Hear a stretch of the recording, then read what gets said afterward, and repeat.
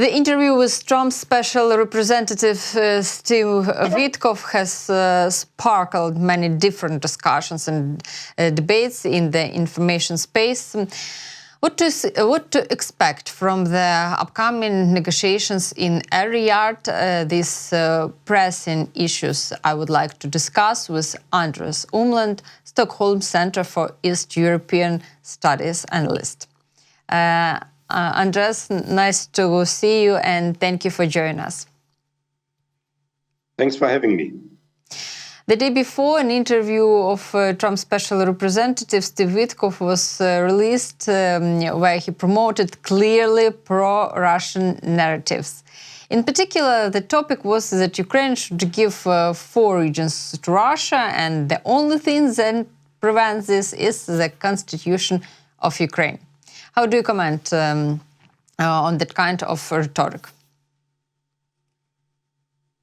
It's both legally and historically and also politically naive to say such things because the problem here is if this can be done to Ukraine, it can be done to any other country in the world, and it's a violation of the most basic foundations of international order, namely the immovability of borders, the territorial integrity of states, and the national sovereignty of states. And here, this negotiator simply suggests to throw all of this out of the window. And also, of course, the historical narrative is simply the Russian justification for this entire war, that there are supposedly historical reasons or demographic reasons or cultural reasons to conduct this war. But these are typical narratives with which expansion, occupation, genocide have been always in world history justified. And here in the Russian case too, there is some narration that justifies these illegal acts and these, in fact, murderous and criminal acts. And Witkoff simply is not in his field here. He is a real estate manager or dealer who is now suddenly in international politics and takes these narrations that Putin or other Russian representatives have presented to him simply as something being true or plausible, and then goes on and basically throws out of the window the entire international order that has emerged in 1945 after World War II and with the foundation of the United Nations. And, you're absolutely right that Witkoff is not an international politic, and Witkoff gave this interview on the eve of the meeting in Riyadh. And can you assume that Trump voiced his position in this way through Witkoff?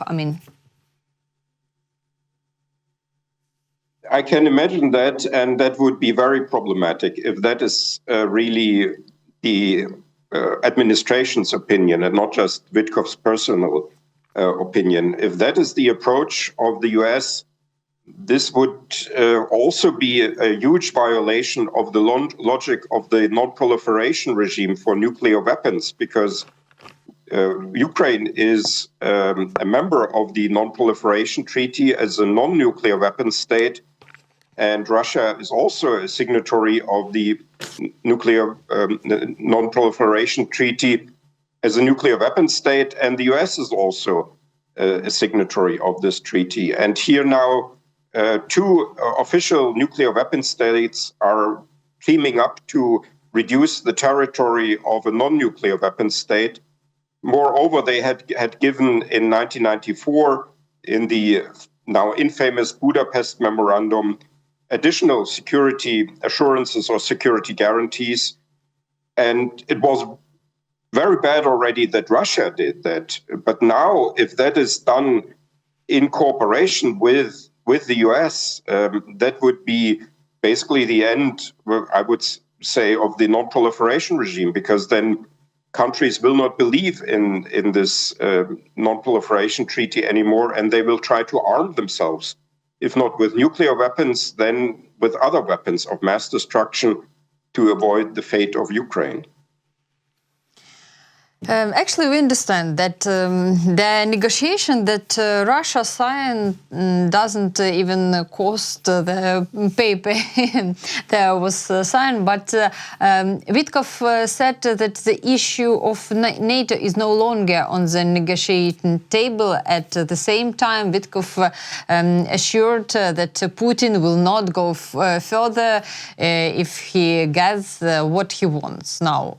At the same time, the Europeans can't currently agree to the deployments of peacekeeping troops on the territory of Ukraine, since Putin is against it. Does all this look like a real strategy of appeasing Putin? What do you think about this? What is your opinion? Well, Witkoff has simply taken over large parts of the Russian narrative. And for instance, one could argue if Witkoff is of this opinion that Russian-speaking territories should belong to Russia, then actually the most Russian-speaking city outside Russia is not in Ukraine.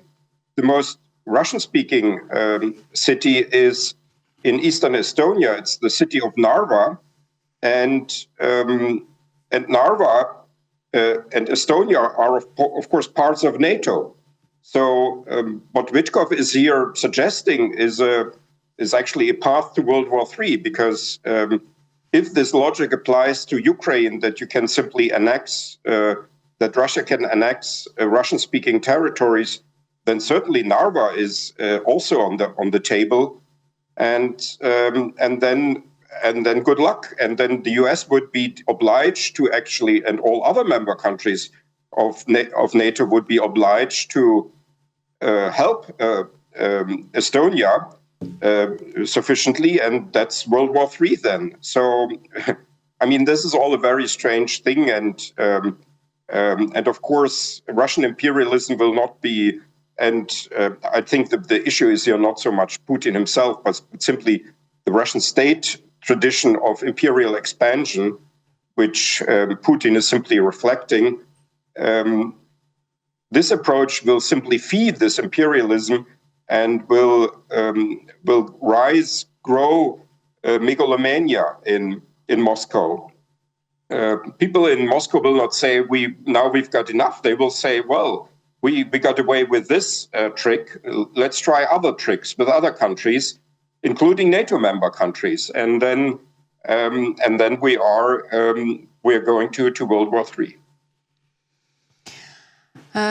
Yes, and that's my next question. What is the dangers of such pandering to Putin? And in your opinion, what is the interest of for example, American side in such obvious pandering to Putin? My suspicion is here that basically Trump wants to satisfy his electorate, and he has promised before he became president that he would solve this conflict and would bring peace. And so he has probably realized that the Russians are not ready for compromise, and the Russians will simply do what they do, and they will not be easily simply pressured into some compromise. And now he is actually applying this principle that he has voiced during the election campaign, peace through strength, to the weaker part in this. So the strength is now applied to Ukraine and not to Russia. That was assumed when Trump talked about peace through strength, that the strength would be applied to the aggressor and not to the victim of the aggression. But that is apparently how he thinks he can now achieve peace, and he can pressure Zelenskyy into giving up territories, national sovereignty, to move borders, and to change the constitution. But that is a deadlock, and it's also very bad for international security, including the the national security of the United States, because it basically undermines world order and encourages countries around the world to get armed, to get themselves armed with weapons of mass destruction. I would like to talk about Trump's rhetoric. A few days before, on the press conference, Trump announced that the Americans were developing a new F-47 and that this fighter would be available to current partners because they may no longer be partners to the United States. I'm sorry. What is this about? Would Trump thus trying to hint at a possible U.S. exit from the alliance? Yes, I was also surprised by this statement, because it is, of course, not exactly an advertisement for American arms if you don't get then the real thing, but only a downgraded version of the equipment that you are buying. But this is indeed a worrisome sign, and it's apparently a sort of reflection of the kind of conflicts that we have now inside NATO between the US on the one side and Canada and Denmark, which are also NATO member countries, on the other. And apparently this whole talk about annexing Canada and Greenland is more serious than one would have thought, that perhaps that is indeed an idea that the Trump administration will follow. And then, of course, it makes sense to not to sell weaponry to your allies with all the abilities of this weaponry. But that is then, of course, a problem for these companies that are building these weapons, because they want to sell them, and the countries that are not getting the real thing will simply not buy this. And so it's all very strange, and one even gets the impression here that it has something to do with the age of Trump, that he is simply not quite any longer able to fully assess the consequences of his statements. Okay, so who can be a partner of the US? According to the Russian propagandists, offered Trump help in occupying Greenland. It is obvious that propagandists are making such offers because that is exactly what the Kremlin wants to hear. What can you say about the course taken by the US political leadership? Yes, I guess what the propagandists are saying in Russian state media is probably a reflection of the thinking of the Kremlin. It's not entirely accidental. And apparently there's now indeed an idea that, one can actually have a relationship with the US and then can have a sort of deal in which Russia supports the annexations of Canada and Greenland, and the US supports the annexation of parts or even of the whole of Ukraine. So this is a completely new world, and it's also a bizarre sort of reversal of the initial main line of justification for Russia's war against Ukraine, namely that Ukraine is a tool of the US, that this is a proxy war, that the Americans are coming, that Ukraine is a client state of America, and that's why Russia has to attack Ukraine out of self-defense against America. That was one of the major justifications for this war. And by the way, a very popular narrative also in many Western circles. And now we have a very different situation where Russia and the US are now cooperating, but that doesn't mean that Russia has somehow forgotten about Ukraine and is now not any longer interested in Ukraine. On the contrary, it's now increasing its pressure on Ukraine. So this is all, I think that is the good thing about these bizarre developments, that at least these very popular narratives in the West are now being finally falsified by real events in current affairs. Okay, so now we see that US has taken on the role of mediator in resolving this war. Returning to the Witkoff's latest rhetoric, this mediation here is quite subjective. What do you think Ukraine should expect? Is it realistic under such conditions to have a ceasefire, signed peace treaty and disagreement of troops? Yeah, it doesn't look good because if Witkoff is really expressing here the new line of the Trump administration, then these are, of course, all things that Ukraine will not agree to. Ukraine will not hand over territories or change its constitution or something like that. And then the US will have to see what to do with that.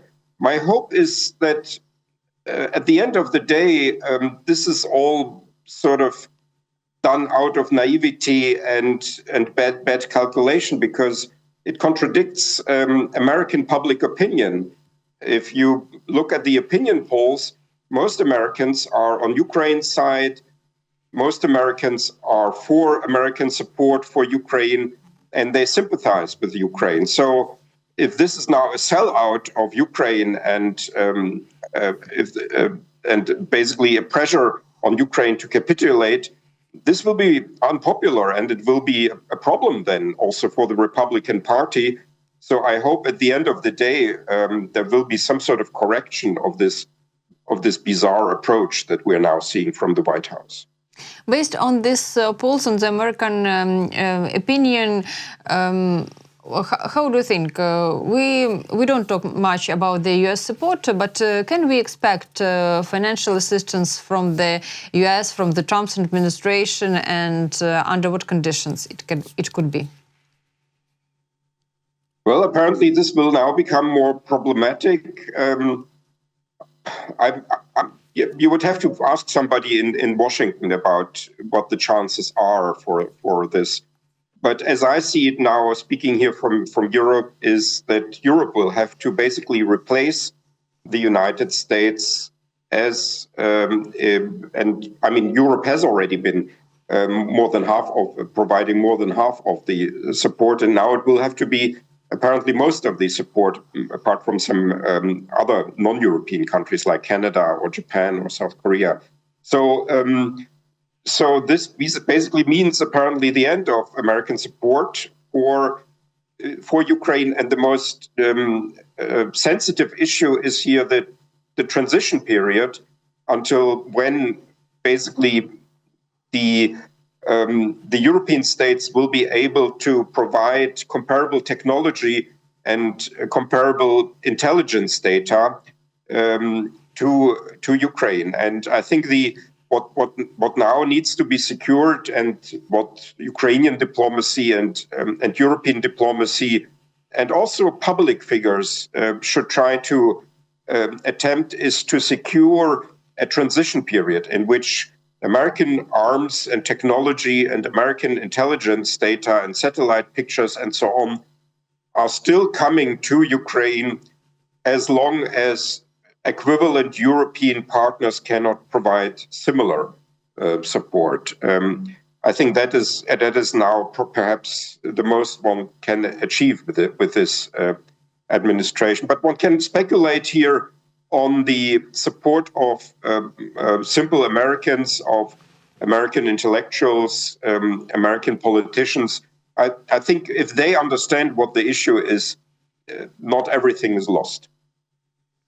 Okay, and let's talk about the democratic Europe. The lower house of German parliament has approved by a majority of more than two-thirds a constitutional amendment that will allow the country to borrow more and invest huge sums in the armed forces and infrastructure.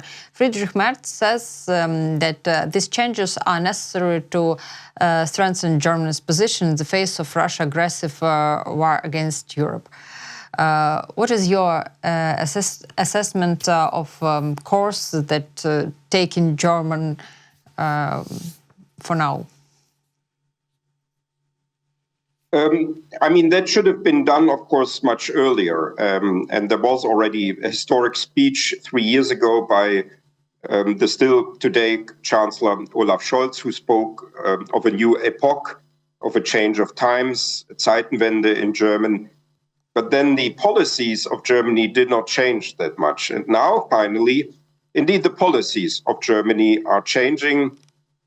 Better late than never, but this is a major development in Europe. We have now two parallel developments on the European and the EU level and on the German level. So Europe is really changing, and part of it is a simple fear now that Russia is now appearing much more dangerous now that the American support is not so certain anymore. And even the US appears now as a potential enemy of Europe. And that's why, of course, the European countries have to change. The 80 years old alliance, apparently, between Europe and America is, at least for the time being, over. And then now the European countries have to take care themselves about their defense.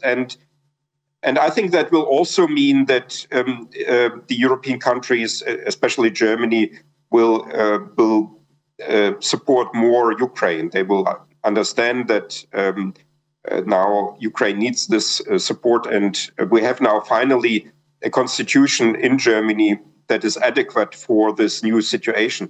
The earlier constitution was a peacetime constitution. Now we have a constitution that allows flexibility in terms of borrowing. And there's, in fact, already a fresh decision by the outgoing German government to provide support for Ukraine to the amount of slightly over 3 billion euros. Can we say that Germany, once a friend of Russia during the Merkel era and a country with a neutral position during the Scholz era, is moving to confrontation with Russia? Does Germany feel a real threat? Yes, I think this is now indeed happening. And I mean, it was already happening under Scholz in these last 3 years in terms of the rhetoric, in terms of the political signals. And now we have also material developments. We have now, let's say, first of all, financial developments, and then they will translate into also material developments. And that is simply the new situation, and the character of the European Union is changing now also. And oddly enough, we are now returning to a concept that was there already at the very beginning of the European integration process in the early 1950s, when there was already a project for a European defense community, which, however, then did not materialize. And now the European Union is also becoming more and more a political and even a defense union. And the biggest question mark in all of that is, for me, what will be the future of NATO? Will NATO continue to exist? And currently that's simply under question.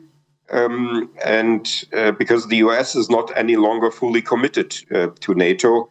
But perhaps this is only a temporary phenomenon, and the organization will survive. I think that would be the best scenario. But then the second best scenario is basically a European defense union. Yes, because it's really a big question. Will the US will it be a member of NATO? And according to the European intelligence, if the war with Ukraine is stopped, Russia can attack NATO countries by 2030. What do you think? Do you see a real threat for Europe from Russia? I mean, it's of course these sort of imperialist powers that is not only true of Russia, but also historically they when they get into expansion, we've seen it perhaps in German history most of all. Then they continue, and then this is the modus operandi of these regimes, and so.